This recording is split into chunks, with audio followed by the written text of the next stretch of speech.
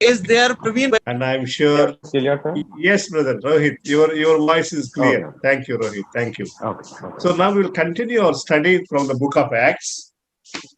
तो इस समय हम लोग लगातार स्टडी को जारी रखेंगे प्रेरितों के काम से। Last time we have studied about the second missionary journey. और लास्ट टाइम में हम लोग जो है दूसरा मिशनरी यात्रा के बारे में हम लोग पढ़ाई किए हैं। Yeah, it came to an end in 18th chapter 22, verse 22, 18:22, Acts. अच्छा, ओके। और ये अभी जो खत्म हुआ है 18 चैप्टर का 18 अध्याय का और उसका 22वां पद। Yes, and now let's read verse 18 chapter, verse 23, please. 23 chapter, verse 18 chapter. Yes. Okay, 18 अध्याय पद हम लोग जो है पढ़ेंगे इस समय। क्या करेंगे? Rohit, you. Okay sir, in Hindi English both? Yeah, Hindi. And okay. फिर कुछ दिन रहकर वहां से एक ओर से गलातिया और फ्रुगिया में सब चेलों को स्थिर करता फिरा। Okay, if you want to read English also, read English also. That's good. Sometimes successfully through the Galatian region and Phrygia, strengthening all the disciples. Yes, thank you. So now we see that he spent a little time there, only a little time, and again he started his journey. See, verse 22 tells us he reached Antioch, and verse 23 tells us he started his journey again. और यहाँ पे लिखा हुआ है, जब हम 22 पद में पढ़ते हैं तो अंताकिया में आके कुछ समय वहां रहा और फिर से अपनी यात्रा को चालू किया। ये 23 पद में जब हम पढ़ते हैं वहां पे लिखा है वो फिर से अपनी यात्रा को आरंभ किया। We don't know how long he stayed there. It is only saying after spending some time, little time. और हम नहीं जानते कितना समय वहां पे व्यतीत किया, पर यह लिखा हुआ है कि कुछ समय वहां व्यतीत करके फिर से वो अपना यात्रा चालू किया। But according to the verses, we will say 22, second journey over, 23, it started, third missionary journey. पर हम लोग वचन के अनुसार कह सकते हैं दूसरा जो मिशनरी यात्रा था वो 22 अध्याय में वहां पे वो अंत करता है और 23 जो पद है वहां से वो तीसरा मिशनरी यात्रा को वो स्टार्ट करता है। Yes, what we understand here is sometimes, we will be very busy in the ministry. This morning we'll come back from one ministry and again evening we need to start for another village, another town or whatever. और इससे हम क्या समझ सकते हैं? ये ऐसे समझ सकते हैं कि सुबह हम एक यात्रा करते हैं, एक मिनिस्ट्री करते हैं, सेवकाई करते हैं, उसके बाद फिर शाम को आते हैं, फिर दूसरा यात्रा करते हैं सेवकाई के लिए। यही समझ सकते हैं हम। Maybe some of you are also like that. Some of you are pastors, evangelists, missionaries. You are very busy in the ministry. Very good. Praise the Lord. और हो सकता है आप में से भी कई ऐसे लोग होंगे जो सेवकाई में बहुत ही व्यस्त होंगे इस रीति से। Yeah, verse 24 onwards, what we see, they came to know a person by name Apollos. और 24 पद में हम लोग क्या जानने के लिए मिलता है? वहां पे जो पौलुस है अपुल्लोस से मुलाकात करता है। Yeah, there is an interesting word written here. He is a very scholar, eloquent man and competent in the scriptures. Verse 24. हाँ, यहाँ पे एक लिखा हुआ एक अच्छा चीज यह है, जो अपुल्लोस था वो विद्वान पुरुष था और पवित्र शास्त्र को अच्छी तरह से जानता था। So it is said very good about him. He is a very learned man, educated man, very intelligent man, and very good in scriptures, the word of God. हाँ, उसके बारे में एक चीज लिखा हुआ है, वो विद्वान पुरुष था और पवित्र शास्त्र का अच्छी रीति से जाना हुआ था, बुद्धिमान पुरुष था वो। उसके बारे में इस प्रकार से लिखा हुआ है। Yes, I think people like Apollos are a good example even today for young people.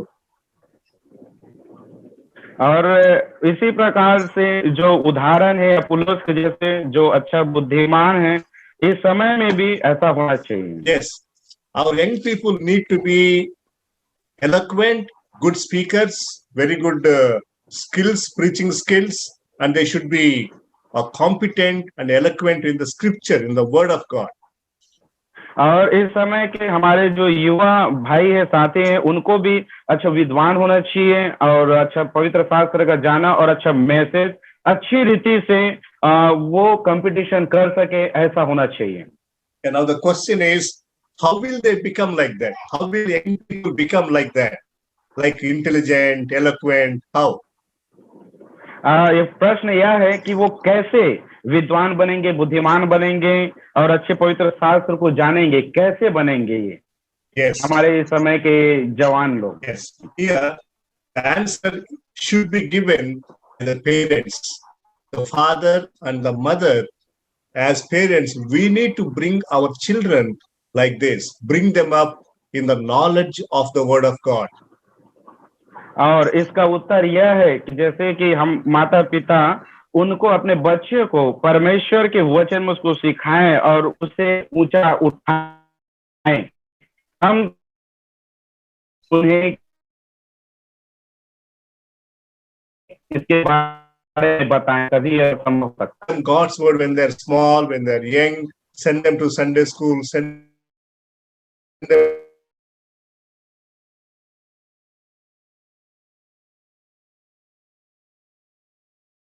सकते हैं, अच्छा विद्वान बना सकते हैं,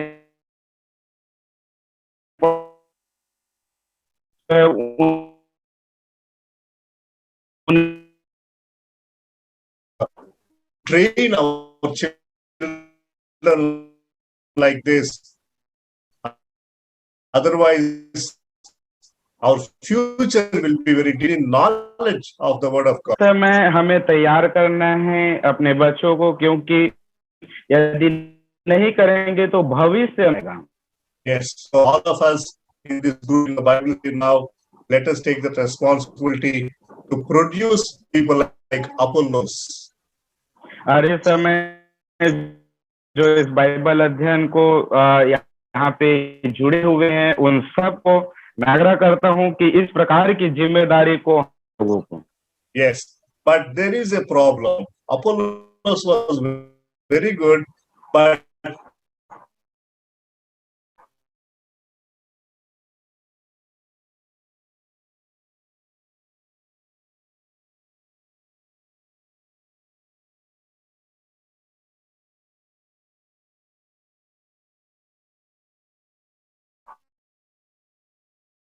में यह लिखा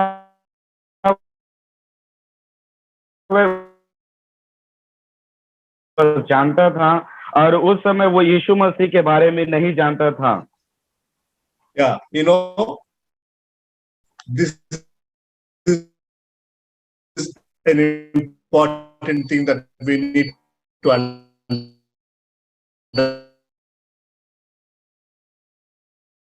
चीज है जिसको हमें समझना, How much they know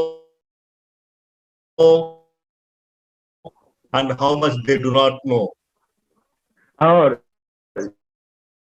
यदि इस चीज को जानना है हमें, यदि कोई आता है हमारे पास में, हम इस चीज को जानना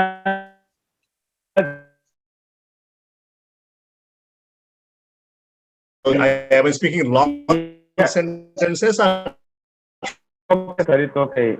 It's okay. Thank you, Rohit. You are really doing a good job. You are translating very good. Thanks. Okay, now see, when is like that, there was one couple, one family. We talked about them last time.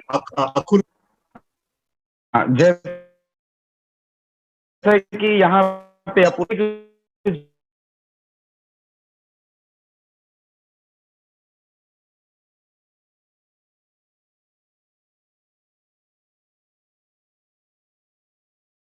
of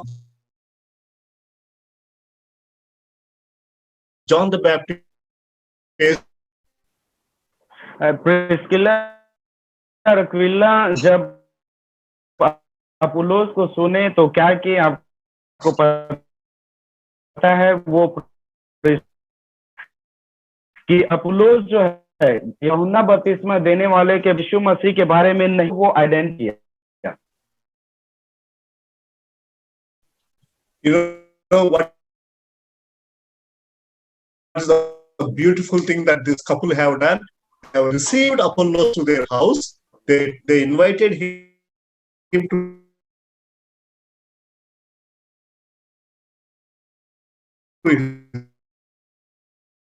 total. ये लोग Apollos को अपने घर में से पूरा सुसमाचार के बारे में उन्हें बताया और सिखाया।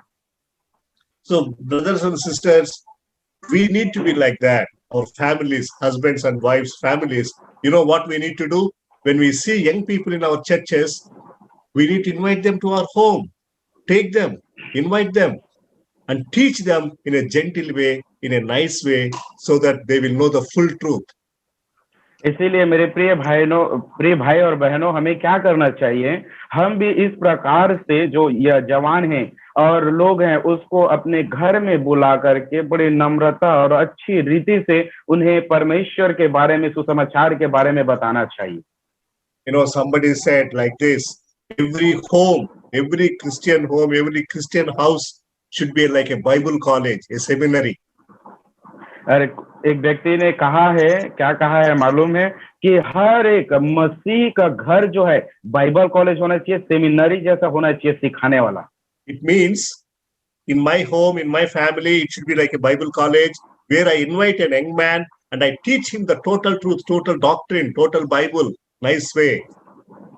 और इसका मतलब क्या होता है कि जैसे कि मैं जवान को अपने घर में बुलाया और उन्हें पूरी रीति से सिद्धांत के बारे में, मसीह के बारे में, सुसमाचार के बारे में, परमेश्वर के बारे में पूरा डॉक्ट्रिन, सिद्धांत को बताया। इस रीति से होना चाहिए। Yes, there are two things here. One thing is, first of all, we need to know what is truth. Otherwise, how can we tell others? How can we know that person is doing a mistake? So we should know the truth. That is the first thing. और पहला चीज क्या है? पहला चीज ये है कि सबसे पहले हमें उस चीज के सच्चाई के बारे में जानना है अच्छी रीति से। नहीं तो हम कैसे बताएंगे कि ये गलत है, यहाँ पर इनका गलती को कैसे पाएंगे जब तक हम सीखेंगे नहीं अच्छे से। Yeah, how can we know? That means we need to study the Bible. This Bible we need to study, and we also need to study some good books, commentaries, books. You know, I'm having a big commentary here. You see, this is a commentary. So you need to read books, and you need to equip yourself so that you can train others. That's the first thing. और पहला चीज क्या है? हम कैसे सीख सकते हैं? परमेश्वर का वचन बाइबल है, उसको अच्छी रीति से पढ़ें। और ही बुक रहता है जैसे डिक्शनरी, कमेंट्री है, बाइबल कमेंट्री, उसको अच्छी रीति से पढ़ के हम अपने आप को तैयार करके ही सच्चाई को अच्छी रीति से जान के ही दूसरे को बता सकेंगे। So you need to do some extra hard work. You need to spend some hours, 2-3 hours or 5 hours in spending in reading and then teaching others. इसीलिए हमें कठिन परिश्रम करना चाहिए, मेहनत करना चाहिए, पढ़ना चाहिए, लिखना चाहिए, अच्छी रीति से जानकारी लेके, तभी जब हम कर पाएंगे तभी हम दूसरे को सिखा पाएंगे। Yeah, it is something like that, you know. A small example I will give you, illustration. For example, in mathematics, 2 plus 2 is equal to 4. We know the truth. If somebody comes and says 2 plus 2 is equal to 5, I will not accept, because I know 2 plus 2 is equal to 4. 2 plus 2 4 hai. 5. No, it's wrong. So I know, I must know the truth, then I must teach the truth. एक उदाहरण के लिए मैं आपको बताना चाहता हूँ, जैसे कि हम अच्छी रीति से जानते हैं 2 + 2 + बराबर 4 होता है, इसको हम अच्छी रीति से जानते हैं। और कोई उसको बोलेगा 2 + 2 = 5 बोलेगा, 5 बोलेगा, तो हम इसको अच्छी रीति से पकड़ पाएंगे, क्योंकि हम जानते हैं 2 + 2 बराबर 4 होता है। इसको हम अच्छी रीति से जानते हैं। इसी रीति से जब सीखेंगे तो पकड़ पाएंगे। Do you know what is happening these days in the churches? There are many people, wrong preachers, false teachers, who are saying 2 + 2 is equal to 5. And all the believers, all the members are simply following because they don't know the truth. That's the problem in the churches today. और Wrong अभी इन teachings. दिनों में क्या हो रहा है? Very bad, very sad. और अभी इन दिनों में क्या हो रहे हैं? कलीसिया में, चर्चेस में आकर के 2+2 = 5 कहते हैं, तो उसको उन लोग विश्वास कर लेते हैं। इस प्रकार से हो रहे हैं, तो हमें अच्छी रीति से सीखना है, जानना है और बताना है। I think you can understand what I'm saying. Is this many people are saying lot of prophecies, lot of miracles, and lot of wrong teaching these days. So, brothers and sisters, I'm requesting you to please know the correct doctrine, please. शायद अभी इन दिनों में क्या होता है, भविष्यवाणी करते हैं, चंगाई देते हैं, सभा इस प्रकार से सभा करते हैं और लोगों को क्या करते हैं, मिसलीड कर देते हैं, गलत शिक्षा दे करके। इसीलिए मेरे भाइयों, मैं आपसे निवेदन करता हूं, आप अच्छी रीति से परमेश्वर का वचन सीखे, सही सिद्धांत को जाने। Yeah, I just want to tell you our example, my personal example. My wife and I have studied here, went to UBS, Union Biblical Seminary in Pune in 96. We completed our Bible college in 2000. And now we came back to Andhra. We started a Bible college by name Lekana Institute of Theology. Lekana Institute of Theology, where we are teaching many people the right doctrine and the correct doctrine. और मैं अपना एक उदाहरण बताता हूँ। मैं जो है, मेरी वाइफ, दोनों मिल करके हम लोग 19 में गए थे पढ़ाई करने के लिए बाइबल कॉलेज VBS, और वहां से कंप्लीट करके हम आंध्रा में आए और वहां पे एक बाइबल कॉलेज डाले और वहां पे हम अच्छी रीति से परमेश्वर का वचन सिखाते हैं सच्चे रीति से। So all of us need to do this. That's the first thing. Now, second thing is the way Aquila and Priscilla received, welcomed, and taught Apollos in a nice, gentle way. This is पहला चीज हो गया। दूसरा चीज ये है, जैसा कि प्रिस्किल्ला और अक्विला ने अपुल्लोस को अपने घर में बुलाया, उसे वेलकम किया, ग्रहण किया और उसको अच्छी रीति से, नम्र से, अच्छे स्वभाव से उनको परमेश्वर का वचन सिखाया। इस रीति से हमें भी करना चाहिए। You see what I'm saying here, they never scolded him, they never spoke bad about him. Little man, gentle. They took him into his house and taught. This is important because, some people sometimes, some young people sometimes, they may not know the truth. But what we need to do, don't scold them, don't bang them, don't criticize them, don't ridicule them, don't speak bad about them, but try to help them in a loving manner, in a gentle manner. That is my point. और यहाँ पे अच्छी चीज ये है कि वो क्या किया, वो उनको डांटा नहीं, उनको चिढ़ाया नहीं, उनके बारे में गलती निकाला नहीं, उसको अच्छे नम्र स्वभाव से होकर के उनको शिक्षा दिया। तो इन दिनों में वैसे ही करना चाहिए। कई बार क्या होता है, जो यंग लोग होते हैं वो उल्टा पुल्टा बोल देते हैं, तो वैसा नहीं, उसको अच्छी नम्र स्वभाव से सिखाना चाहिए। Thank you, Rohit. You spoke very good. Yeah, now, and when they did like that, verse 27 and 28, we read that Apollos got to know the truth, and he started speaking very good in verse 28, and he became a very good speaker later. 37 और 28 पद में क्या लिखा हुआ है, जब Apollos जो है अच्छी रीति से सीख गया, तो उसके बाद क्या हुआ, एक अच्छा प्रचारक और एक भावी प्रचारक बन गया वो। Yes, so we need people like Aquila and Priscilla, and we need people like Apollos. It's all a very good thing in the churches that should take place. और इन दिनों में हमें जो प्रिस्किल्ला और अपुल्लोस है, इस जैसे व्यक्ति की इन दिनों में हमें जरूरत है, जो अच्छी रीति से परमेश्वर का वचन सिखा सके। Yeah, now we will go to 19th chapter. In 19th chapter, what happened, in a place called Corinth. Okay, when Apollos was in Corinth, Paul went there. Paul went to Ephesus. Okay, please read verse 1. You please read, Rohit. Please read verse 1. इस समय हम लोग 19 अध्याय है, उसको पढ़ेंगे। 19 अध्याय का पहला पद, जो अपुल्लोस कुरिन्थी में रहता है, तो पौलुस वहां पे जाता है। ठीक है, मैं पढ़ रहा हूँ। और जब अपुल्लोस कुरिन्थिस में था, तो पौलुस ऊपर के सारे देश से होकर इफिसुस में आया और कई चेलों को देखकर उनसे कहा, क्या तुमने विश्वास करते समय पवित्र आत्मा पाया? उन्होंने उससे कहा, हमने तो पवित्र आत्मा की चर्चा भी नहीं सुनी। Yeah. Before I proceed, let me also say one more thing about Apollos and Priscilla and Aquila. This point here is when somebody tells us something, when somebody is counseling us, correcting us, we must have a listening spirit. We call it teachability, teachable heart. When you tell me something, very important. और इसमें जाने से पहले मैं एक चीज बोलूंगा, जैसे कि प्रिस्किला और एक्विला के बारे में जब हमें भी कोई सिखाता है, काउंसलिंग करता है, सलाह देता है, उस समय हमें अच्छे सुनने वाला होना चाहिए और सुन करके उसे मानना चाहिए, ग्रहण करना चाहिए, ऐसा Yeah, होना चाहिए। never ever think that what you know is only correct. Okay, don't stick to your own principles, but try to be open for learning. Okay, open for learning. कभी आप अपने जो है अपने सिद्धांत पर डटे ना रहें, जैसा मैं जानता हूं वही ठीक है, ऐसा कभी नहीं। हमें सीखना चाहिए और अपने आप में सुधार लाना चाहिए। Then only we can learn and then only we can grow. तभी हम लोग जो है बढ़ सकते हैं, उन्नति कर सकते हैं। Yeah, now in 19th chapter, Paul came to Ephesus, and what happened there was same thing.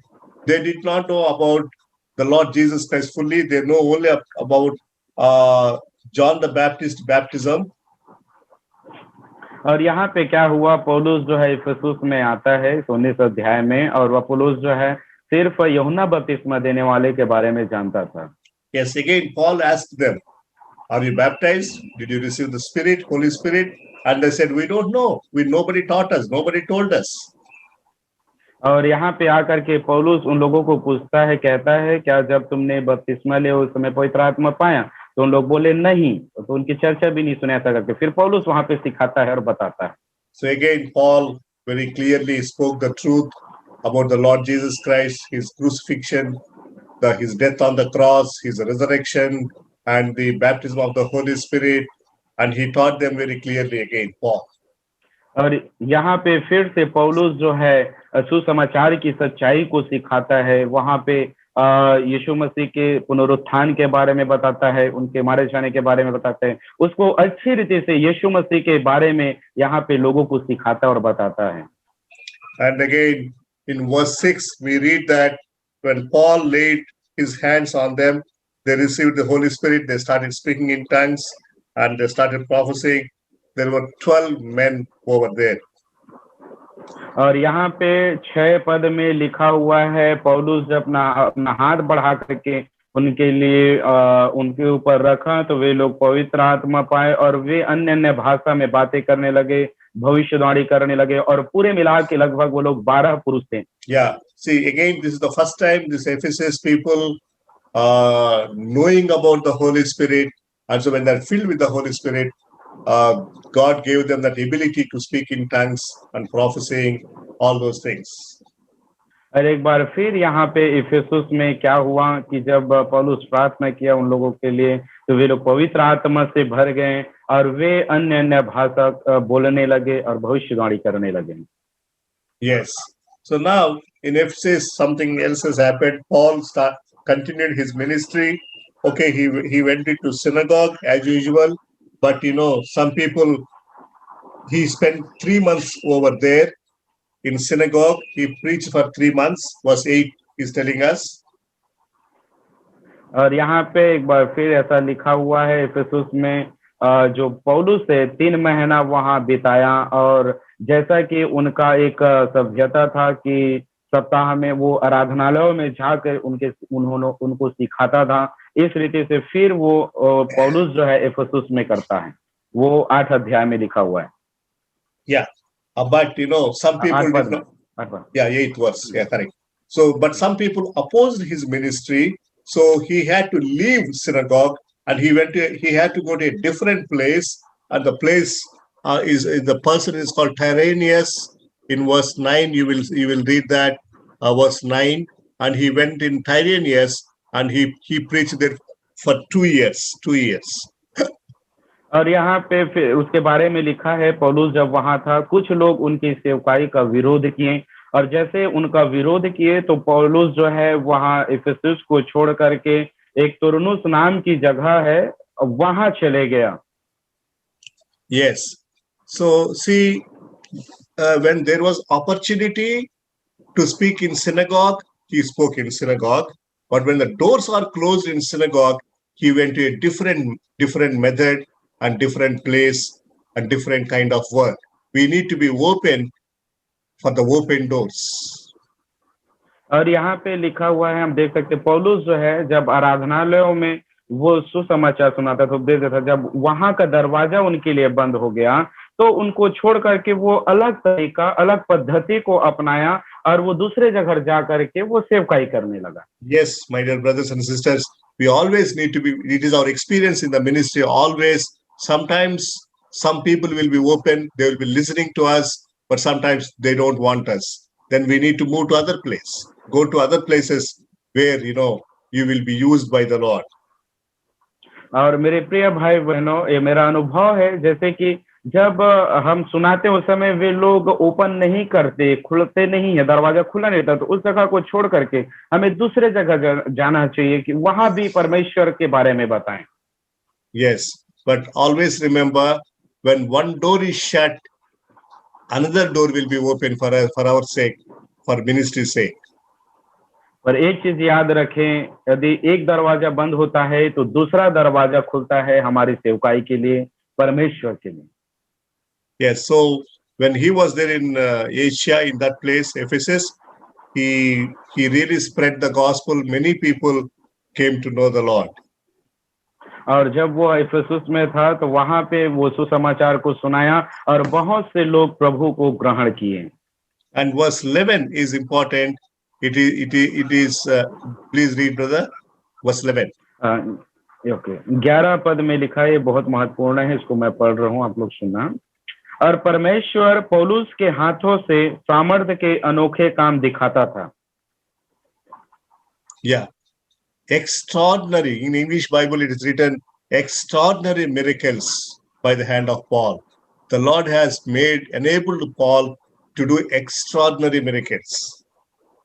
यहाँ पे लिखा हुआ है अनोखे काम, परमेश्वर जो है पौलुस के हाथों से अनोखे काम, सामर्थ्य के काम दिखाता था और ईश्वर उस पौलुस को बनाया।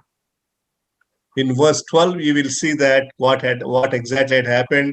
If anybody touched Paul like this, or if anybody touched the clothes of Paul, his handkerchief, anybody got healed, and demons were,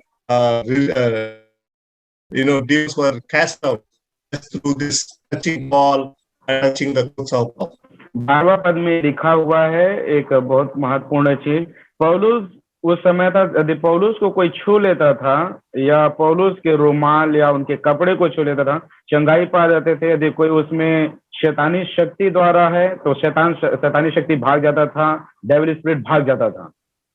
Yeah, it is really great, that's what the Lord Jesus said. You remember? The Lord said, you will do much more, many effective, many powerful miracles. The Lord told disciples, and that's what is happening here through Paul. Great miracles were taking place here. और आप लोग को याद होगा, आप जानते हैं कि प्रभु यीशु मसीह ने कहा, जब वो था उस समय वो कहा तुम मुझसे भी बड़े बड़े काम करोगे। और यहाँ पे लिखा हुआ है, हम देख सकते हैं पौलुस के सेवकाई के द्वारा यह बड़े बड़े काम हुआ। उनके कपड़े को छू करके, उनके रुमाल को छू करके, उन्हें स्पर्श करके बीमार लोग चंगे होते थे और दुष्ट आत्मा से ग्रसित लोग छुड़ाए जाते थे। इस प्रकार से हुआ यहाँ पे। Yes, but I will tell you something here. It is good that miracles are happening, praise the Lord, but something else is happening here, which is very unfortunate, particularly in our Andhra.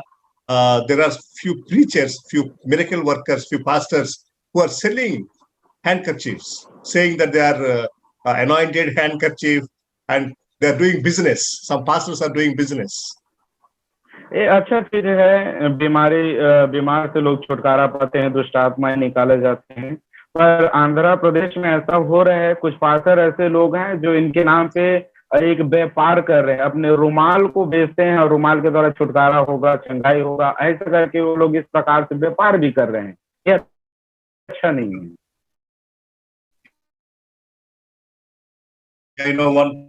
one full lorry load of truck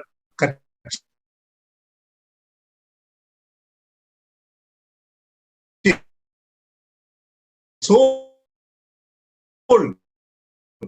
Kachil saying that they're anointed, they're paid, and some people are they buy this clothing, this land. यहाँ पे आंध्रा में प्रचारक है जो चमत्कार करता है, सब करता है, वो क्या करता है, हाँ, और वो उसके लिए प्रार्थना किया, और यहाँ तक कि जो नारियल का तेल का डब्बा जो होता है उसके लिए रग बेच दिया, और बेचने के द्वारा, रुमाल को बेचने के द्वारा our TV9 and other channels in our state, they expose this kind of preachers, and the Hindus and other people are speaking very bad about these preachers. It's very unfortunate, shame and disgrace to the name of the Lord. और इस online ministry के द्वारा कई लोग उनके बारे में बोल रहे हैं, उल्टा पुल्टा बोल रहे हैं, और वो अच्छा नहीं है। इस प्रकार से कार्य करना अच्छा नहीं है, बहुत ही बुरा है। Yeah, even Sister Hemalata gave a nice text here, and some people are, what they're doing, they're bringing sand from Israel, Holy Land, and they're selling that sand, and whatever it is, some stones and this and that, and they say, when you are burying, if you put this sand in your burial place, you will go to heaven. That's what Sister said here. And many people are doing like this. They are doing Christian ministry as a business. और वो लता sister जो है अच्छा text किया है, और वो बता रहे कि जो इज़राइल से लोग जो है कंकड़ को लाते हैं, पत्थर को लाते हैं, रेतों को लाते हैं, और वो लोग कहते हैं यदि कोई मरता है तो दफनाएंगे और उसमें डालेंगे, दफनाने के टाइम में तो वो कहाँ जाएगा, स्वर्ग जाएगा। इस रीति से जो है अवधारणा लोग बना रहे हैं, कोई अच्छा नहीं है। So please, brothers and sisters, those of us who are here, we will never do it. We should never do it. Never do the ministry as a business or for money making. No, no, no, no. You and I are called to serve. Service is our motto. That Jesus said, I came into this world to serve, not to be served. Okay, money making, business should never be our motive in ministry. Please understand.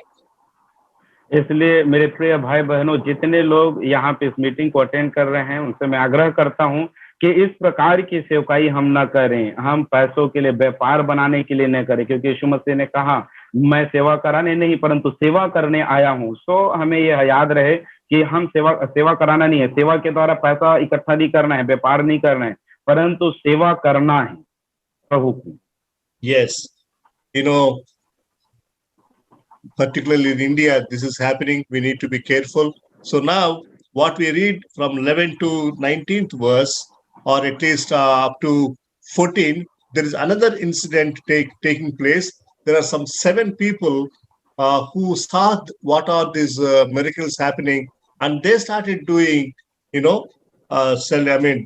casting out demons and all. You may please read 13 and 14, but Rohit, please read 13 and 14 in Hindi. पर मैं वचन पढ़ रहा हूँ, 13 पद को पढ़ रहा हूँ, 11 से 19 तक वैसे एक 7 व्यक्ति के बारे में भी लिखा हुआ है, 15 पद को मैं पढ़ रहा हूँ। परंतु जितने यहूदी जो झाड़ा फूकी करते फिरते थे, यह करने लगे कि जिनमें दुष्ट आत्मा हो उन पर प्रभु यीशु का नाम यह कहकर फूके कि जिस यीशु का प्रचार पौलुस करता है, मैं तुम्हें उसी की शपथ देता हूँ। और स्क्वा नाम के एक यहूदी महायाजक के 7 पुत्र थे जो ऐसा ही करते थे। So you will read that in verse 14. They are the 7 children, 7 sons of a priest, high priest. That means in our days, what we can say, pastors' children of the pastors. क्या लिखा हुआ है मालूम है? वहां पे एक यहूदी महायाजक के 7 पुत्र थे और वो ऐसा करते थे, चमत्कार दिखाते थे। हम ऐसा को रिलेट कर सकते हैं। But very sad to say, sometimes, pastors' children are becoming very bad. We have in the biblical example also, in the Old Testament, in the book of Samuel, First Samuel, there was a priest like Eli, and his sons Hophni and Phinehas were very bad. They brought a disgrace and shame and wrath of God. So, many times pastors' children will become very bad. Please be careful. इसको कहना अच्छा नहीं है, पर क्या करे, बुरा है, पर इस प्रकार से होता है। जो पासवान के बच्चे लोग होते हैं वो बहुत ही खराब और बिगड़ जाते हैं। जब हम पुराने नियम पहला सामुएल के पुस्तक में पढ़ते हैं, वहां पे लिखा हुआ है एली नाम का वो महायाजक था और उनके दो बेटे थे होपनी और पिनहास। वो बहुत ही शर्मनाक हरकत करते थे कलीसिया में, भवन में। So not only that, I will also say, it's not only our mistake, sometimes, but sometimes Satan also will attack our children so much because we are pastors, we are in the ministry, we are in the front line. So the Satan will attack our children, and they will Satan will try to spoil our children, and thereby our children will become a bad example in the society. We need to be careful. और ये सिर्फ हमारी गलती नहीं है, जैसे कि हम पासवान हैं और हमारे बच्चे को क्या करता है, शैतान जो है अटैक करता है, उन पर आक्रमण करता है और उनके जो चरित्र है उसको खराब कर देता है, बिगाड़ देता है। इसमें शैतान जो है इन्वॉल्व भी रहता है। Yes.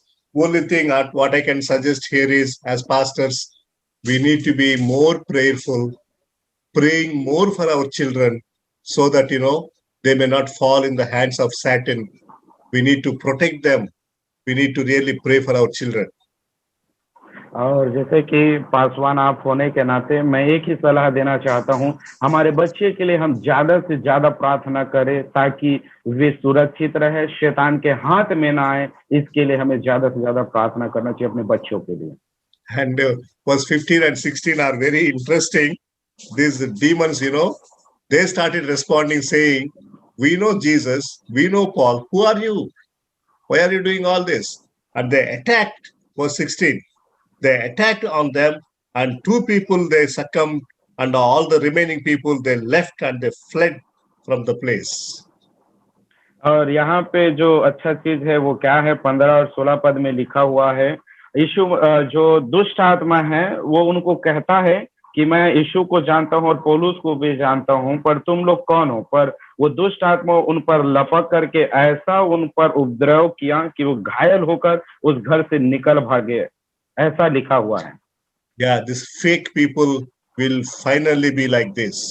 Remember that faithful people will be honored by the Lord. If you and I are faithfully serving the Lord will give us reward, and the Lord will really bless our ministry.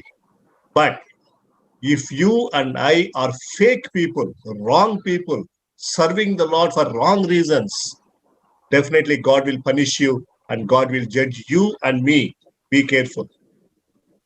और जैसे कि झूठे लोग हैं, झूठे लोगों की जो परिणाम है इसी रीति से होगा, परंतु जो विश्वास योग्य है, परमेश्वर की सेवा विश्वास योग्यता के साथ कर रहे हैं, उसको परमेश्वर इनाम देगा और उनकी मिनिस्ट्री को बढ़ाएगा, और वो परमेश्वर जो है रिवार्ड देने वाला है। परंतु यदि आप और मैं यदि सही मोटिव से नहीं कर रहे हैं, एक अच्छे इच्छा से नहीं कर रहे हैं, तो उसका रिजल्ट इस प्रकार होगा, परंतु विश्वास योग्य करेंगे तो परमेश्वर जो है इनाम देगा। And you see in verse 17 and 18 we will read that when that has happened, there was a fear among people and the name of the Lord was glorified. And 18, many people came to know the Lord and believe the Lord. Praise the Lord. और 17 और 18 पद में क्या लिखा हुआ है, जब इस प्रकार की घटना हुआ तो वहां पे लोगों के जीवन में परमेश्वर का भय समा गया, परमेश्वर का डर समा गया, और उस जगह में परमेश्वर के नाम की महिमा हुआ और यह प्रचार किया गया वहां। यहाँ परमेश्वर की महिमा हो। Praise Lord. Yes. And now 19 and 20 verses, another interesting thing, in the same place where this kind of fake things happened, something else has happened. It is a good thing. Those people who believed, there were some magic working people, magicians who practiced magic, and they believed the Lord. You know what they did? They burned all their literature, and it was costing almost 50,000 those days. That's what it is written in the Bible. 50,000 pieces of silver, which means very expensive, very costly. But they burnt whole thing and they turned towards the Lord. Great, praise the Lord. और यहाँ पे एक घटना ऐसा हुआ, एक अच्छी घटना हुआ, वहां पे कुछ जादू टोना करने वाले थे, वे लोग प्रभु पर विश्वास किया, और जब विश्वास किए तो क्या किए, उनके पास जितने भी ऐसा पोथियां थे, ग्रंथ थे, उन सब को जला करके यदि उनको जोड़ा गया, उनका दाम तो वहां पे लिखा हुआ है 50,000 के करीब थे, 50,000 रुपये का निकला उनका दाम, और वे लोग जो है समर्पित कर दिए। ये अच्छा चीज है, ये 19 पद में लिखा हुआ है। Yes, one or two things we'll speak here. Now, why did they do that?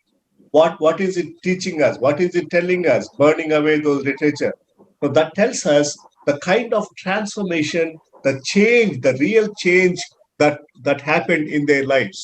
Such a great change. और यहाँ पे वे उसके बारे में हम लोग क्या जान सकते हैं, वे लोग क्यों जलाए अपने ग्रंथ को, अपनी पोथियां को। वहां पे लिखा हुआ है एक अद्भुत परिवर्तन को देखा गया, वहां पे उनके जीवन में परिवर्तन को देखा गया, और वे लोग बुरे कार्य को छोड़ करके अच्छे कार्य के लिए तैयार हो गए। Yes, brothers and sisters, this is an important point in our ministry today, in our gospel ministry, in our evangelistic ministry. What we need to see is the real full transformation and the change in the lives of people. और मेरे प्रिय भाई बहनों, मैं एक बात को बोलना चाहूंगा, वहां पे जो एक असलियत जो सेवकाई है सुसमाचार हो सकता है, और ऐसी कलीसियाई सेवकाई है, पर हम लोगों के जीवन में एक सही परिवर्तन को देखना चाहते हैं। सही परिवर्तन, एक परिवर्तन होना चाहिए लोगों के जीवन में हमारी सेवकाई के द्वारा। Why I'm saying this is because of this. What we are seeing these days in the churches today, people are not fully changing. People are not fully committing to the Lord. People are not fully turning to the Lord. They are changing half. Okay, maybe because of the fear of hell. They'll simply say, "Oh Lord, cleanse me, please forgive me, and accept me as your son." It's only lip service. The prayer is coming out of only lips. Okay, that's one reason. Yeah, go ahead. क्यों इस चीज को मैं बोलना चाहता हूं, क्योंकि इन दिनों में हमारी कलीसिया में हमको देखने के लिए मिलता है, लोग जो है पूरी रीति से चेंज नहीं हो रहे हैं, परिवर्तित नहीं हो रहे हैं, सिर्फ हाफ आधा अधूरा जो है चेंज दिखने को मिलता है। क्यों ऐसा होता है? क्योंकि उनको डर है हमें नर्क में जाना ना पड़े, नर्क से बचने के लिए सिर्फ प्रार्थना करते हैं, और सिर्फ होठों से प्रार्थना करते हैं, पूरी रीति से हम उनके जीवन में परिवर्तन को नहीं देख सकते। Yes, and the second category of people who do not really change fully are this. They will follow the Lord not because of leaving sin, but they follow the Lord because of some blessings. If I follow the Lord, He will heal me. If I follow the Lord, He will bless me. I will have more jobs, more money. Okay, we call it prosperity gospel. These days, people are coming to know the Lord for these reasons, and those people will never change. और दूसरे जो श्रेणी के जो लोग हैं वो किस रीति से आते हैं, प्रभु के पास क्यों आते हैं? वो इसलिए आते हैं अपने पापों को मानने के लिए नहीं, वे पाप के पश्चाताप नहीं करते, पर इसलिए कि हमें आशीष मिलेगा, हमें चंगाई मिलेगा, हमें शिफा मिलेगा। इस रीति से लोग जो है प्रभु के पास आते हैं अपने पापों को क्षमा के लिए नहीं, बस इसलिए कि हम आशीष पाएंगे, इसलिए आते हैं। Yes, now I think you can understand why Christians are like this today in India. Why nominal Christians? They say we are Christians, they carry the Bible, they pray, and they do all again. They will be smoking and they will be drinking and they will have a lot of illegal relationship, wrong relationship, opposite sex. Okay, why all this happening? Because there is no real change in their hearts. अभी इस प्रकार के लोग हमारे इस भारत देश में क्यों देखने के लिए मिलता है? क्योंकि वो सिर्फ क्या करते हैं, देखो लोग जो है सिगरेट पीते हैं, बीड़ी पीते हैं, स्मोकिंग करते हैं, इस प्रकार के जो कार्य नहीं करना चाहिए, वे विचार करते हैं, गंदे काम करते हैं, बहुत ही बुरी बुरी हरकत करते हैं, इस प्रकार को देखने के लिए मिलता है। So friends, if people really come to know the Lord, they want to follow the Lord, the most important thing is they must leave their past life. They must leave their past habits, sinful habits, totally burn them and bury them. Whoever is in Christ is a new creation. That is how we need to live. That is how we need to teach. और यदि हम चाहते हैं कि लोग सही रीति से प्रभु के पीछे चले, उनके पीछे चले, तो उनको पूरी रीति से अपना पुराना जीवन छोड़ना चाहिए, जलाना चाहिए, दफना देना चाहिए, और उनको यह समझना चाहिए मसीह में हम एक नई सृष्टि हैं, मसीह में एक नई सृष्टि है। इस रीति से उनको परिवर्तन उनके जीवन में आना चाहिए। Yes. So let's really pray, and we want to have this kind of people in the churches today, in our ministry, where they're really totally turning from their past life, totally turning towards God and following a new life. और इसी रीति से हम प्रार्थना करें इन लोगों के लिए कि वे पूरी रीति से परिवर्तित हो जाएं और परमेश्वर के पीछे चलें और परमेश्वर की बातों को माने, इसके लिए प्रार्थना करें। Yes, now let's proceed to verse 21, and please read, brother, 21 and 22. आइए इस समय हम लोग जो है 21 और 22 पद को पढ़ेंगे, और मैं पढ़ रहा हूं। जब वे बातें हो चुकी तो पौलुस ने आत्मा में ठाना कि मकिदुनिया और अखाया से होकर यरूशलेम को जाऊं, और कहा कि वहां जाने के बाद मुझे रोम को भी देखना अवश्य है। सो अपनी सेवा करने वालों में से तीमुथियुस और इरास्तुस को मकिदुनिया में भेजकर आप कुछ दिन आसिया में रह गया। Yes. So now he has stayed in Ephesus for a long time, and after that long stay, he realized that the Spirit of God is asking him to move. It's time that he needs to go to a different place. And then he wanted to go to Jerusalem. He also wanted to see Rome. और इफिसियों में बहुत दिन रहने के बाद वो आत्मा में ठाना कि परमेश्वर के आत्मा उसको ऐसा महसूस किया कि मुझे और ही जाना चाहिए, मकिदुनिया में जाना चाहिए, यरूशलेम को जाना चाहिए। इस रीति से वो वहां से फिर निकल जाता है। So he sent Timothy to Macedonia, but he stayed there for a little more time. और तिमोथी को वो जो है मकिदुनिया में भेजता है, और वहां पे कुछ समय तक वो फिर वहीं रहता है।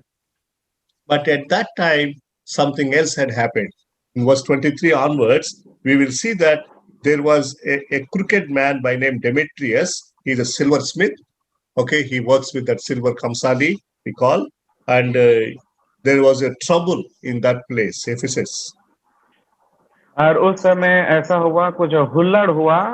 कुछ समय जब वहां था तो एक व्यक्ति का नाम है तीमुथियुस नाम का एक व्यक्ति था जो सुनार था, इसके द्वारा वहां पे एक हुल्लड़ हुआ। And the temple, there was a temple to, it's a shrine to Artemis. That was the goddess over there. And this man used to produce or prepare a lot of ornaments, okay, that's out of silver, and he was making a lot of money through that business. That was Demetrius. और वहां पे एक अर्तेमिस नाम के मंदिर था, और ये व्यक्ति क्या करता था, उस मंदिर के लिए चांदी से सोने से जेवरार गहना बनाते थे उस मंदिर के सजाने के लिए। इस प्रकार तो वो तीमुथियुस जो व्यक्ति है वो इस प्रकार का काम करता था, मंदिर सजाने का, बनाने का। So now he realized that when he heard that many people burnt their magic literature and all, when he learned that, he started worrying about his business. If many people become Christian, if many people become the Lord Jesus Christ, and then nobody will worship our gods, and nobody will buy our business items, ornaments, and our business will go down. और ये जो तीमुथियुस व्यक्ति है, जब इनको पता चला कि बहुत सारे जो जादू टोना करने वाले थे वे अपने ग्रंथ को जला दिए, पोथियों को जला दिए, तब इनको समझ में आया यदि सब लोग इस प्रकार से छोड़ देंगे तो हमारे सामान को जो हम लोग सोना चांदी का जो मूर्त बनाते हैं या उनके सजाने के लिए बनाते हैं, इसको कौन लेगा। वो इस प्रकार से वो जान गया और वो सोचने लगा कि ऐसा में हमारा बिजनेस जो है, हमारा व्यापार जो है घट जाएगा। इसको वो जान गया।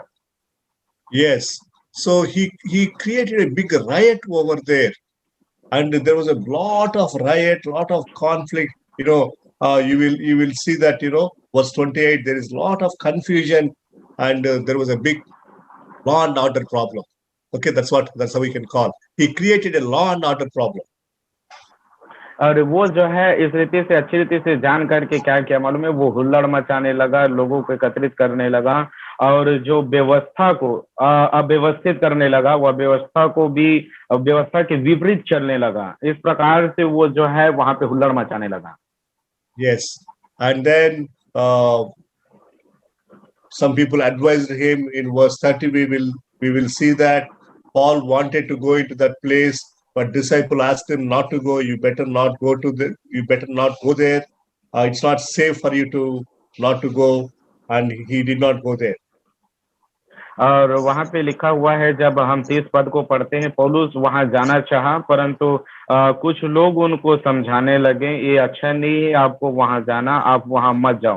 पौलुस समझाना चाहता था उसके बारे में, पर उनके चेले और उनके साथी लोग मना किए, नहीं गया फिर वो। But some of the good Christians by name Alexander and others, they went to that meeting and they participated there. But Paul was stopped by the believers not to go there. और वहां पे एक और अच्छा विश्वासी था जिसका नाम अलेक्जेंडर है, वो वहां पे गया और वहां पे वो जो जा करके समझाने लगा, परंतु पौलुस वहां पे नहीं गया। Yes. And the Spirit of God was protecting Paul, and the believers also were very wise in doing that, not allowing Paul to go there. और परमेश्वर के आत्मा जो है पौलुस को सुरक्षित कर रहा था, बचा रहा था। और अच्छा चीज है कि वहां के जो मसीही लोग थे, वे लोग भी जो है बुद्धिमान थे और वो लोग भी उनको सलाह दिए कि उनको वहां नहीं जाना चाहिए। Apart from this and alongside this, the Lord worked in another way. There was one official, one clerk of that place who said, I will not allow this kind of confusion. I will not allow this kind of writing. I will not allow this kind of conflict. All go away. He sent everybody away and he quieted them.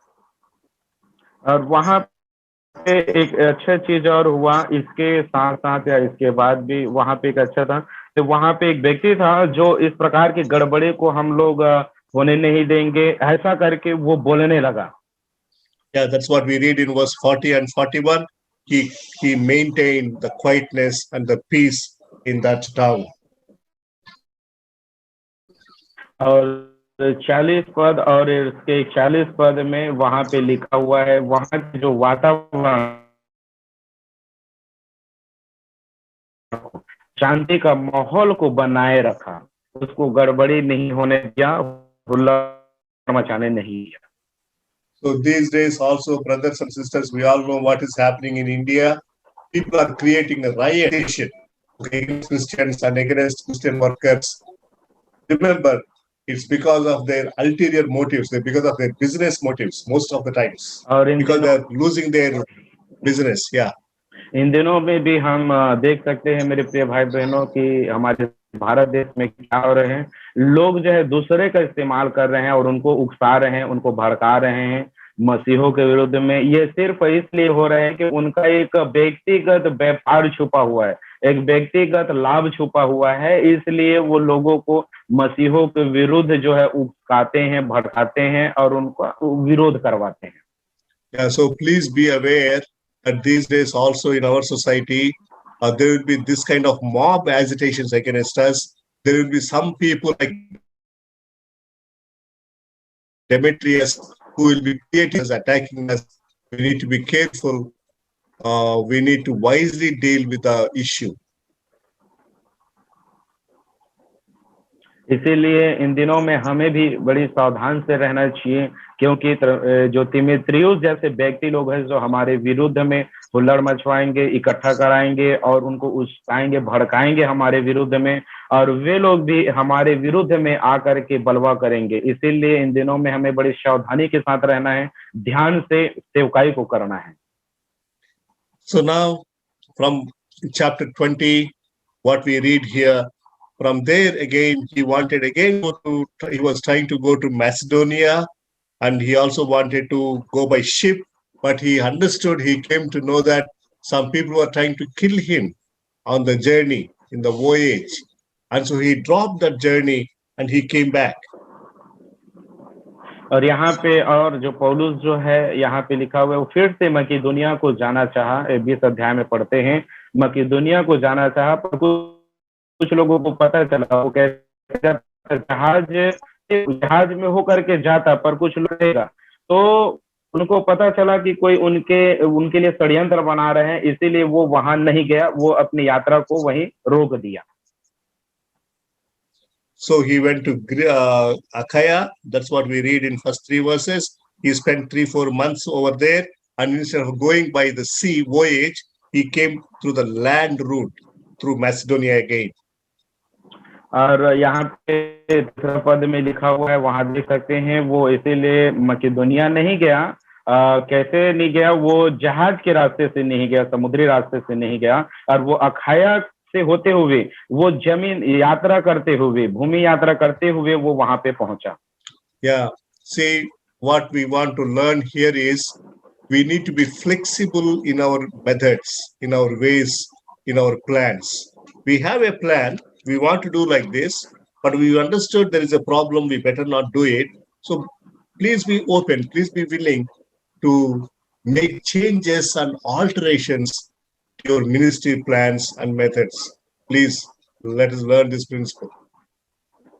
और हमें यहाँ पे क्या सीखने के लिए मिलता है? हमें भी अपन लचीला होना चाहिए अपने निर्णय पर, अपनी सेवकाई, अपने प्लान पर। जहाँ पे हमें लगता है अच्छा नहीं है, उस समय हम अपनी योजना को परिवर्तित कर दे, बदलाव कर दे, दूसरे रास्ता अपना ले। जैसा सुविधा पड़ता है उसके हिसाब से हम जो है अपनी सेवा करने के लिए अपने प्लान को चेंज कर सकते हैं, योजना को बदल सकते हैं। Yes, you don't need to be rigid, but please be open, basing on the situations over there. Because even we learn this even from the life of the Lord Jesus Christ. One or two times we read that they wanted to kill Jesus. Okay, they wanted to throw him from the mountain top. You know what we read there in the Bible? Jesus escaped. He went to a different place. Be wise, please. Don't invite trouble unnecessarily. Don't go against the mob. It is not safe. Please be wise. और इसी रीति से हमें भी अपने निर्णय पर अडिग नहीं रहना है, एकदम कठोर नहीं रहना है, चेंज करना है, परिवर्तित करना है सिचुएशन के हिसाब से। जैसा परिस्थिति रहेगा उस परिस्थिति के हिसाब से हम अपने योजना का बदलाव करें, परिवर्तित करें। उसी रीति से हम यीशु मसीह के बारे में भी देख सकते हैं। जब यीशु मसीह का लोग विरोध कर रहे थे, वहां पे हुल्लड़ मचाए, तो उस जगह को छोड़ करके यीशु मसीह एक अच्छी रीति से, साइलेंस रीति से उस जगह को छोड़ करके निकल गया। इसी रीति से हमें भी जो है समस्या को आने नहीं देना है, उनका स्वागत नहीं करना है, परंतु समस्या को देख करके, परिस्थिति को देख करके वहां से निकल जाना है, और इस रीति से हमें भी अपने योजना को अपनाना है। Right, thank you. So now what we see here from verse 4 and 5 and 6, because he could not go on the voyage to the sea route, he visited the places which he went earlier. He went to Berea, he went to Thessalonica, and finally he went to Philip.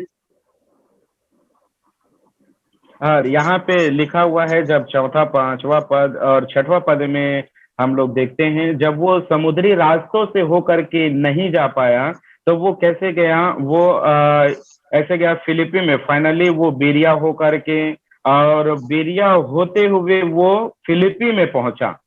वो समुद्री रास्तों को छोड़ करके जमीनी रास्तों को अपनाया।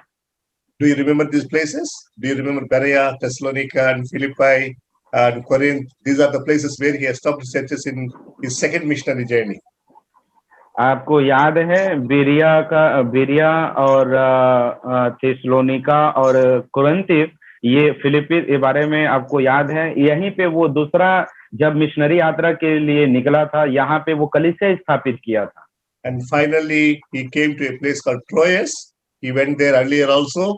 Then verse 6 tells us he stayed there for 7 days. और वो फाइनली कहाँ पे आया? त्रोआस में आया, और वहां पे वो जो है 7 दिन तक रहा। Yeah, from 7 to verse 12. From 7 to verse 12, we read one incident. We'll study that and we'll close. It's already 8:20. We have 10 minutes more. We will study this text 7 to 12. और ये जो है 7वां से लेकर के 12वां पद तक के हम लोग पढ़ेंगे, और यहाँ पे एक और प्रकार की जो घटना है उसके बारे में अध्ययन करेंगे, और इसके बाद जो है हम लोग जो है आज की जो अध्ययन को समाप्त कर देंगे। Yeah, verse 7 tells us on the first day of the week, when we were gathered together to break the bread. So there is a truth which we understand. Breaking the bread, the Lord's Day, is now the first day of the week. Okay, there is a change. Earlier, it was the seventh day, which is Sabbath, Saturday. But now it is the Sunday, the Lord's Day, the first day of the week. It's mainly because Sunday is a day of resurrection, the day on which the Lord Jesus came back from dead to life. That is the importance of Sunday. और यहाँ पे लिखा हुआ है, देख, सप्ताह के पहले दिन जब हम रोटी तोड़ने के लिए इकट्ठे हुए, तो यहाँ पे क्या होता था, पहले जो है सप्ताह के लास्ट दिन में जो है रोटी तोड़ते थे। अब अभी जो है यहाँ पे लिखा हुआ है कि सप्ताह के पहले दिन में, संडे का दिन है, वो इसलिए हुआ कि संडे दिन में प्रभु यीशु मसीह का पुनरुत्थान हुआ, इसलिए सप्ताह के पहले दिन में ही क्या तोड़ते हैं, रोटी तोड़ते हैं। Yes, and it's an interesting thing here what happened in Troas. In verse 8, we read that they were meeting in an upper room, and Paul was giving an extensive message all through the night, almost till midnight. And there was one guy by name Aiticus who was listening to that. He was a young man. हाँ, यहाँ पे 8 पद में लिखा हुआ है, क्या हुआ, अटारी पर हम इकट्ठे थे, उस समय बहुत दिए जल रहे थे, पर वहां पे जो सुसमाचार जो है, पौलुस जो है वहां पे प्रचार कर रहा था, और एक जवान व्यक्ति जो है उनका सुन रहा था, उनका नाम है यूतुखुस, वो सुन रहा था। So when he was preaching the message, that young man was sitting in the window. Some preachers have humorously say that sitting in the window means he is neither inside nor outside. He is sitting in between. और वहां पे प्रचार कर रहा था पौलुस, और वो जवान व्यक्ति जो है कहाँ पास बैठा हुआ था, खिड़की के पास बैठा हुआ था। और इन दिनों में प्रचारक लोग क्या बोलते हैं, वो न तो खिड़की के पास बैठा है, मतलब न तो वो अंदर में है न तो बाहर है, वो बीच में है, ऐसा कुछ लोग बोलते हैं प्रचार के टाइम में। Yeah, so this, what we say here, no, some people, particularly young people, are like this, you know, they're neither here nor there. They're neither inside nor outside. They want to have the world outside. They also want to be for some time inside. This kind of dual mentality, the double-mindedness. और इस प्रकार के इन दिनों में जवान व्यक्ति जो हैं, जवान भाई बहन जो है क्या करते हैं, दोनों तरफ देखते हैं, वो आधा रहते हैं, कलीसिया की ओर भी देखते हैं, और वर्ल्डली दुनिया है, संसारिक दुनिया है, दोनों तरफ वो लोग जो है ताक झांक करते रहते हैं। इस प्रकार से देखने के लिए मिलता है। You know, we have a saying, you know, putting our legs in two boats. That's something like that.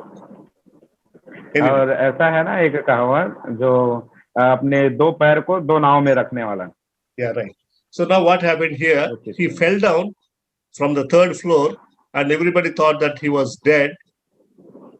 But Paul says, no, there is still life in him, and he prayed about him, and he hugged him, and he brought him back to life. और यहाँ पे लिखा हुआ है, जो वो है 3रा floor से गिर गया, और लोग सोचने लगे कि ये मर गया है, परंतु पौलुस जो है बोला नहीं, ये मरा नहीं है, और उनसे गले लगाया, उनके लिए प्रेयर किया, और वो जी उठा। And the Bible clearly says that he was taken up by death. He was dead, but Paul could bring him back to life. और यहाँ पे वचन में लिखा हुआ है, जब वो उसको उठाया गया तो वो मरा हुआ था, मरा हुआ उठाया गया, परंतु पौलुस उसके लिए प्रेयर करता है, और पौलुस जो है उनको फिर जिंदा कर देता है। So that was a comfort. Otherwise, you know, that would have led to many problems. People would say, why a man has died, all the criticism, there would have been a lot of criticism. और एक अच्छी संभावना है, क्योंकि यदि मर जा रहता तो उस समय बहुत सारे तर्क वितर्क होते हैं, लोग क्रिटिसाइज करते हैं, कैसे हो गया, क्यों हो गया, ऐसा करके। तो ये एक अच्छी संभावना है कि वो जिंदा हो गया, जीवित हो गया। So this is what had happened at Troas. I am sure we had a very meaningful Bible study today from 18th chapter 23 verse to 20th chapter 12th verse. और मैं आशा रखता हूं कि एक अच्छा बाइबल अध्ययन हुआ। आज का ये त्रोआस की एक घटना है, और जबकि हम आज प्रेरितों के काम 18 अध्याय उसका 23 पद से लेकर के 20 अध्याय उसका 12 पद तक के पढ़े हैं। Third missionary journey is not over still. We'll continue from 13th verse to 20th chapter, 13th verse to 38th verse, and with that, third journey will be completed. और तीसरा मिशनरी यात्रा अभी जो है खत्म नहीं हुआ है, अभी और चलेगा ये एक्चुअली में which pardon up to what? Yeah, 13th to 38, 13, 13 to 38. Okay, अभी ये फिर चलेगा 13 से 32 ना 38 तक, ठीक है, 38 चलेगा 38 month, Rohit. 13 से अभी 38 तक और चलेगा, भी एक समाप्त नहीं हुआ है तीसरा मिशनरी यात्रा जो है. So this journey is little critical, with lot of troubles, but lot of exciting things also are there. और ये यात्रा जो है थोड़ा सा बहुत ही ज्यादा कठिनाई है, पर यहाँ इंटरेस्ट भी अच्छा भी चीज है. Yeah, lot of critical things. Many times life was very critical, but the Lord also did wonderful things, and they had a beautiful ministry, and we also had a blessed Bible study, in my opinion. और ये जो यात्रा है बहुत ही critical condition में रहेगा, बहुत ही बारीकी से बचते हुए जाएंगे इस यात्रा के दौरान, परंतु एक अच्छा सेवा भी है प्रभु की ओर से. Yeah, even Rohit's translation is also very good. He translated very nicely. Thank you, brother Rohit. Thank you. Not so well, sir. I think so. I hand over the time to Edwin. Yeah, you please take over if there is any question, any discussion, if anything. Otherwise, Okay. you can close. So, यदि आपके पास कोई प्रश्न है तो आप पूछ सकते हैं. या किसी के पास कोई यदि प्रश्न है तो वे लोग पूछ सकते हैं, नहीं तो यहीं पर हम जो है समाप्त कर देंगे. Pastor ji, one question. Actually, I want to know about Alexander. So, Acts 19 from 30 to 33 verse. So, know some about Alexander.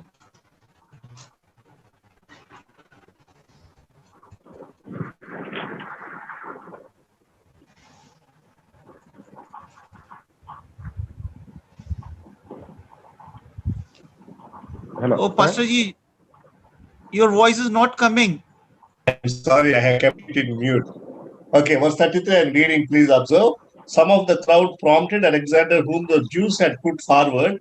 Alexander motioned with his hand, wanted to make a defense to the crowd. Okay, Alexander was a Jew, believing Jew. He wanted to defend Paul and others. He wanted to explain the crowd about the way of the Lord. That is what we know about Alexander. Yes, Rohit. Okay. Yes, ये सिकंदर जो है वो यहूदी विश्वासी था, और वो क्या करता था, इनको जो है पौलुस को वो डिफेंड कर रहा था. पौलुस की ओर से जो है वो जो भीड़ को वो समझा रहा था वो. Yeah. Anything? Can you tell one more time? So we are saying he was a Jew, and they sent Alexander as their representative, and he wanted to control the crowd. He wanted to keep them in silence. He wanted to make a defense about their way, Jewish way. He's a Jew. That's what we need to know. He's not. I don't think he's a Christian. Okay. He was on behalf of Jews, yes sir? Yes. Alexander was on behalf of Jews, and he was defending to the Jews law. Yes. He was against the Paul, or was he was calming the crowded? No. He was not against Paul also. He was trying to quieten the just one. So yes. Yeah. Okay. वो क्या है, ये सिकंदर जो है वो यहूदियों की ओर से आया था, यहूदियों की प्रतिनिधि कर रहा था, और वो वहां पे भीड़ जो हुल्लड़ मचा रहा था उनको शांत करना चाह रहा था. वो इतना ही है, वो शांत करना चाह रहा था भीड़ को, ज्यादा हुल्लड़ ना मचाए, यहाँ पे लड़ाई झगड़ा ना हो, ऐसा करके वो जो है शांत कर रहा था. इतना ही, वो यहूदी की ओर से प्रतिनिधि बन के आया था. What we are saying here is, we are not very sure here in the text in the Bible whether he's a believing Christian or not. We are not sure. That's what I'm saying. Maybe we can If anybody has any other opinion, you can express. और यहाँ पे इस अध्याय को देख करके हम सुनिश्चित करते हैं कि वो ईसाई है कि नहीं, यीशु मसीह पर विश्वास करता था कि नहीं, इसको हम सुनिश्चित नहीं कर सकते, पर वो नहीं है ना, वो यहूदी है। Yes. Yeah, Edwin, is it clear, or you want to say anything? Clear, Pastor Ji, clear. Thank you, thank you. So, what happened after Alexander? He got salvation, or Pastor Ji? Yeah, that is not clearly bolo, written bolo. here. Yeah, Edwin, yeah, your question is whether Alexander became a Christian or not, finally. Yes, Pastor God Ji. salvation or not? Yeah, that is Brother Edwin's question. But what I am saying, it is not written clearly about his salvation here, about his conversion experience. We don't read anything in 33 or 34. Yeah, Rohit, you can translate if you want. हाँ, इसके बारे में clarity से लिखा नहीं है, तो ये उद्धार पाया कि नहीं पाया, ये मसीह में आया कि नहीं आया, इसके बारे में सुनिश्चित नहीं है ना? Yeah. So is it clear that Alexander is not against to Paul? Yeah, that much we can say. Otherwise, he would have attacked Paul. We can say that he is not against Paul. That is what we can understand from verse 33. He wanted to fight in the crowd. 33 पद से हम लोग यहाँ जान सकते हैं कि वो पौलुस के विरोध में नहीं था। यदि पौलुस के विरोध में रहता तो उनके विरोध में बलवा कर सकता था, भीड़ को इकट्ठा करके उनके साथ वो क्या कर सकता था, हुल्लड़ मचा सकता था, तो उपद्रव कर सकता था, वैसा नहीं किया। तो इससे समझ में आ जाता है कि वो पौलुस के विरोध में नहीं था। Thank you, Pastor Ji. Thank you. Yeah, thank you. Thank you for asking question, Edwin. Thank you. So, यदि और भी किसी के पास कोई सवाल हो तो पूछ सकते हैं, नहीं है तो हम अंतिम प्रार्थना में जाएंगे और हमारे बीच में पास्टर खिरदास हैं, वो प्रार्थना में अगुवाई करेंगे। अंतिम प्रार्थना हम करेंगे भाई खिरदास। धन्यवाद। और उसके बाद जी पास्टर मोजेस के आशीष वचन के साथ। जी धन्यवाद देता हूँ स्वामी, आपका नाम का तारीफ बड़ाई करते हैं पिता। तो महान और पवित्र खुदावन जय जयकार करते हुए आपके चरणों पर ले आते हैं प्रभु। और आपने परमेश्वर पिता अपने दास को परमेश्वर पिता आत्मा का अभिषेक करके और आत्मा से भरी हुई करके खुदावन आज परमेश्वर पिता आपके वचन को खुदा हमारे बीच में प्रभु और रखने के लिए आपने सहायता और मदद किया, इसके लिए धन्यवाद देता हूँ पिता।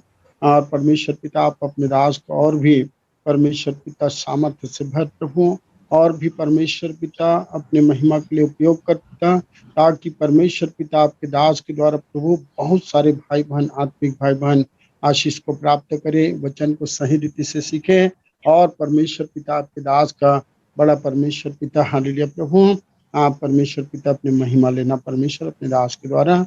और धन्यवाद देता हूँ खुदावन परमेश्वर पिता जो इस उम्र में परमेश्वर पिता अच्छा से अच्छा रीति से परमेश्वर आपके दास ने प्रभु हमारे बीच में परमेश्वर पिता लगातार कंटिन्यू परमेश्वर पिता घंटा 2 घंटा तक परमेश्वर पिता हमारे बीच में परमेश्वर पिता बोलते रहते प्रभु। अच्छा स्वास्थ्य दे खुदावन, और परमेश्वर पिता अपने दास को और भी सामर्थ शक्ति से भर के अपने महिमा में उपयोग कर पिता, ताकि आप परमेश्वर उनकी इच्छा है प्रभु कि वो परमेश्वर मिशनरी के रूप में और कहीं भी परमेश्वर पिता जाना चाहते खुदा, आप परमेश्वर पिता अपने दास को परमेश्वर पिता ऐसे उपयोग कर देश और विदेश और परमेश्वर पिता दुनिया के हर जगह ले जा परमेश्वर, ताकि आपके दास परमेश्वर पिता सब जगह आपके वचन को फैला सके प्रभु, गवाह के रूप में खड़ा हो सके और अच्छा से अच्छा परमेश्वर पिता आपकी महिमा कर सकते हैं। आप पिता कभी कभी परमेश्वर हम परमेश्वर सेवक हैं प्रभु, और कभी चूक हो जाते राजा। पौलुस परमेश्वर पिता एक डिकन की तरह, पौलुस डिकन की तरह था प्रभु, परंतु वो बपतिस्मा में प्रभु यूहन्ना की बात करते थे खुदा।